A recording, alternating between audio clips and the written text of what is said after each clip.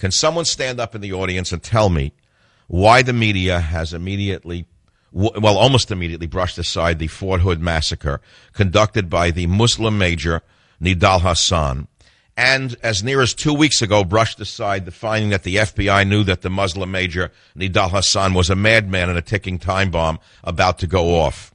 Can you tell me why Wolf Blitzer and the other vermin in the media completely pushed aside and still to this day do not refer to the Fort Hood massacre with any consideration? Moreover, why do you think the anti-Christian, anti-white, anti-American Southern Poverty Law Center has suddenly inserted itself into this tragedy?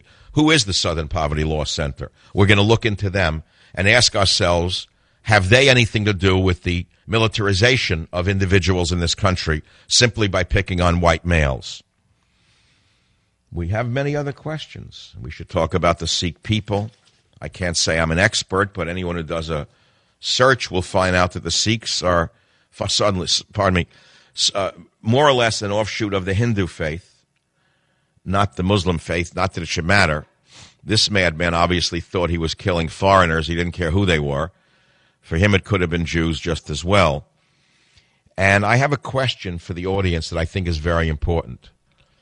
And that goes to Jews, Hindus, Muslims, Buddhists, and any other minority sect and religion in America. Would you object to having armed security guards at your house of worship? I have for years have been trying to get some Jewish people that I know to have armed security guards, and they live in a glass house of absurdity. Oh, it won't happen. Oh, don't worry. Oh, Hashem will protect me. They don't listen to reality. They don't know what reality they're in. There should be armed guards inside Jewish temples and outside. Some have them, by the way. Hindus should have armed guards. Muslims should have armed guards. And by the way, not American military, not American police paid for by taxpayers, but paid for by the congregation. Jews, Hindus, Muslims, Buddhists, I recommend that you have armed security guards, private armed security guards, both inside and outside your houses of worship, because I think it's going to get worse than it's ever been. Now, if you want to talk about the Sikh temple shooting in any manner, you can do so.